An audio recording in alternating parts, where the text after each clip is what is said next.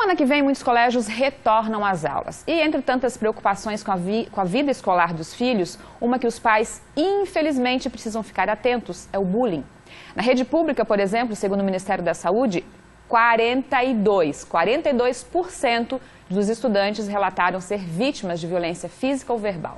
Por causa disso, o Departamento Científico de Saúde Escolar da Sociedade Brasileira de Pediatria divulgou o documento O Enfrentamento da Violência que Afeta o Ambiente Escolar. Para falar sobre o assunto, nós recebemos o médico pediatra, Dr. Rajá Elias, que já está aqui comigo. Doutor, muito obrigada por ter vindo mais uma vez ao Ver Mais, fique bem à vontade. Vou começar lhe perguntando o porquê dessa preocupação da Sociedade Brasileira de Pediatria. Boa tarde. Boa tarde. A sociedade, ela cuida das crianças e adolescentes. Então, não são apenas as crianças, adolescentes também. E todos eles, hoje, estão afeitos ao bullying.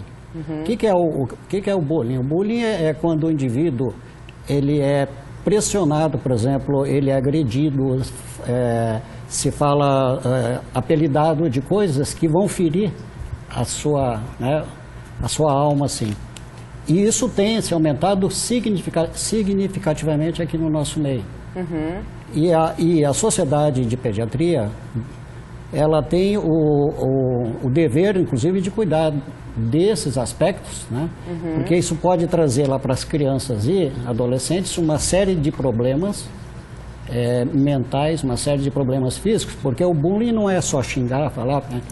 Existem agressões graves, inclusive, que isso pode levar, inclusive, à morte. Então, infelizmente, a gente vê casos extremos, nós temos uma mulher presidente da Sociedade Brasileira de Pediatria que é muito ativa em vários pontos, né? E tem que tem que elogiar muito, né, a doutora Luciana, eu vou citar o nome dela, porque é importante, porque ela tem feito esse trabalho, não é só em relação ao bullying, em relação ao alcoolismo, à gravidez. Está sendo lançada em Floripa, eu acho que hoje tem uma discussão sobre a gravidez na adolescência, né? Exatamente, a gravidez lá na adolescência, nós temos adolescentes de 13, 14 anos engravidando, quer dizer que não tem nenhum trabalho realizado em cima disso, né? Então, por isso que eu perguntei, né? A preocupação da Sociedade Brasileira de Pediatria em relação a isso é muito interessante, né? Sim, graças a nova presidente e a sua equipe, não? Ela é exemplar. Que bom. E o que diz esse documento, doutor? Assim, qual que é a orientação que os pediatras têm para passar aos pais? Exatamente. A orientação é a seguinte, se os pais verificarem que o seu filho está irritado, está nervoso, não dorme, não quer ir para a escola, tem lesões no corpo, ele tem a obrigação de levar essa criança para ser avaliada por um pediatra. E ali se faz a chamada anamnese e vai se ver qual foi a origem daquelas lesões.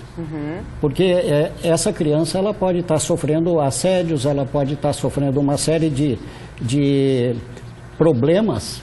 Às vezes ela briga na escola e isso reflete. Às vezes a criança não quer ir mais lá para a escola porque lá ela sabe que ela vai apanhar. Então isso acontece em todas as faixas. Em todas as faixas acontece. Tem alguma que acontece mais, que vocês verificam, ou que esse documento da sociedade aponta? Que assim, os pobres, por exemplo, aqueles que têm menos informações, o nível socioeconômico mais baixo é o mais afetado e é o que precisa de mais apoio. A gente viu ali o dado, 42%, quase metade dos alunos das escolas públicas, né, relatam sofrerem bullying. Exatamente. Né? E cabe a nós, os pediatras, cabe aos pais se preocuparem muito com essas questões. E não é só eles também. Há que ser feito um trabalho com a educação, com a escola. Se nós não fizermos um trabalho lá com a escola, nós não vamos resolver muita coisa também. Eu acho que a escola exerce um papel importante e os pais também. Os pais têm que participar. Se eles não participarem, a criança vai ficar sofrendo. Né? E o bullying é uma coisa traumática, é xingamento, né? E aquilo marca realmente. Às vezes a criança apanha realmente, às vezes não deixa marca, os tapas que ela leva, né? Então, como ela é uma criança que não tem muita defesa, não tem muito apoio, a gente tem que trabalhar em cima disso. Os pediatras conseguem identificar, às vezes, mesmo os pais não estão percebendo isso? Sim, você... De que forma? Consegue, quem vai levar a criança pode dar informação. Ou mesmo pelos sintomas que a criança apresenta, hematoma, equimose, isso aí mostra que a criança possivelmente tenha sofrido. alguma agressão. É importante porque tem uma época ali da vida das crianças, que já está na pré-adolescência, que a gente para de levar no pediatra, porque já acha que não tem necessidade. E eu estava me lembrando agora que é rotina do pediatra. Eu acho que é obrigação examinar o corpo inteirinho da criança, que às vezes os pais não olham, né? Exatamente. Não é só isso, examinar o corpo. Você tem que ver vacina, alimentação.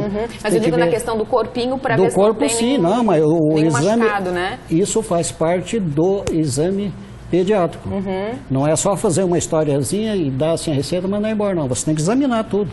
E aí você vai ver se há alguma lesão suspeita que tenha que ser investigada. E tem alguma... A gente falou bastante aqui do bullying que não tem marcas físicas, né? Que é o que mais acontece. Sim. Isso pode levar a criança a ter alguns outros problemas, doutor? Não tem marcas físicas, mas tem as marcas, né, psicológicas também dentro da, né? A criança, às vezes, ela tem medo. Ela sofreu ameaças, inclusive de morte, às vezes. Entendeu? Então, ela tem medo. Isso aí, e ela sofre muito com isso. Quem sofre de bullying sofre bastante. A dor que as crianças sentem, ou que os adolescentes sentem também. É preciso explicar uma coisa seguinte: o pediatra, ele atende criança e adolescente. Sim. Se ele se acha competente para tal, né? Existe especialidade em pediatria, existe especialidade em adolescência, que é uma área da pediatria também. Que esse atende dos 10 aos 20 anos, chamado ebiatra. Ebiatra, ou então, o pediatra, eu sou ebiatra, atendo os dois, né? Atende do nascimento até os 20. Exatamente, eu fiz inicialmente a parte mais até os 10 anos e depois eu fiz a parte dos 10 aos 20 anos. Mas todos nós podemos, mesmo aquele que não tem especialização, na área de adolescência, ele pode ser competente para atender adolescente também, mesmo que ele não tenha o título de especialista na área. Doutor, quando vocês observam alguma coisa que às vezes vocês percebem que os pais estão um pouco relapsos, né, negligentes, cabe ao pediatra denunciar quando é um pouco mais grave? Cabe ao pediatra verificar através do conselho tutelar que ele exerce um papel importante também, ou através da escola para saber aquilo que está acontecendo. É uma responsabilidade de vocês. É nossa, claro que é nossa também. A gente não pode ficar omisso a isso aí, não.